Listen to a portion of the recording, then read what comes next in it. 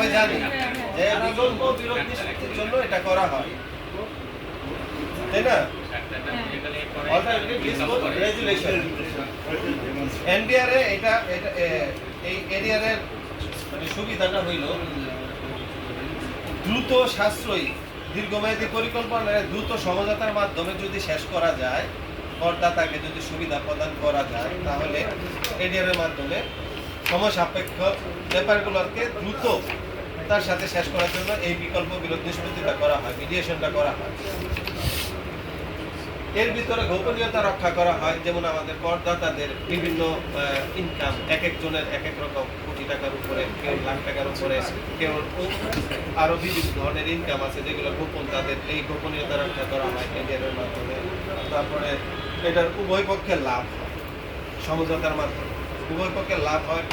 আপিলে যায় একটা দেখা গেছে 6 কোটি টাকার মামলা এডিআরের মাধ্যমে নিষ্পত্তি করা হইলে দেখা গেছে ওইটা 65 বা 65% লাভ, করদাতার নিজস্ব 65% লাভ এই সমঝোতার মাধ্যমে। আরেকটা আছে সমাধানের ভিতরে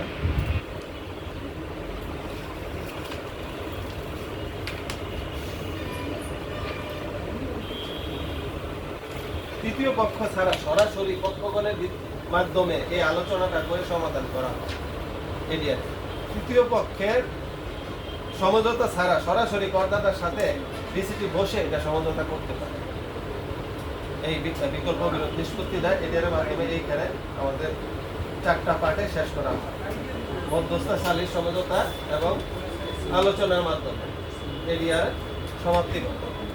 আমাদের এনবিআর এ এডিআর এর ক্ষেত্রে সবচেয়ে বেশি উপকারিতা আসে আমাদের মিডিয়েশন নিয়োগ করে করদাতার জন্য। যখন আপনার আইনজীবী নিয়োগ করে, আইনজীবী নিয়োগ করার মাধ্যমে করদাতার সমস্ত কিছু প্রসিডিওর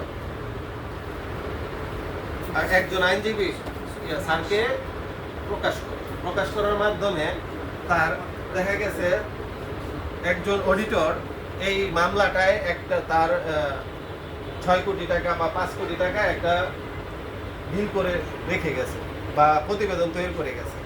এই প্রতিবেদনটা আমরা যখন আপিলে যাই, আপিলে যাওয়ার পরে গ্রাউন্ড অফ অর্ডারে যাই, যখন আমরা আলোচনার মাধ্যমে আমাদের অ্যাপ্রোপ্রিয়েট প্রমাণ সাপেক্ষে দালিলিক প্রমাণের মাধ্যমে সেই প্রমাণ করতে সক্ষম হই যে আমাদের 6 কোটি টাকার ট্যাক্সটা আসে নাই, অ্যাকচুয়ালি আমাদের ট্যাক্স আসার কথা ছিল 3 কোটি টাকা বা 2 কোটি টাকা, ঠিক আছে। এটা দালিলিক প্রমাণের মাধ্যমে, সমঝোতার মাধ্যমে আমরা ওইটা প্রমাণ করতে সক্ষম। এই হইল এডিআর এর একটা সুবিধা, ঠিক আছে। এডিআর রিলেটেড আর কোনো কারো কষ্ট থাকলে আমাকে একটু বলতে পারেন। কোন জায়গায় আমরা বলতে পারি না, এডিআর সম্পর্কে আইনে আমরা সবাই পড়ে আসছি, কে কোন জায়গায় কষ্ট আছে একটু কাইন্ডলি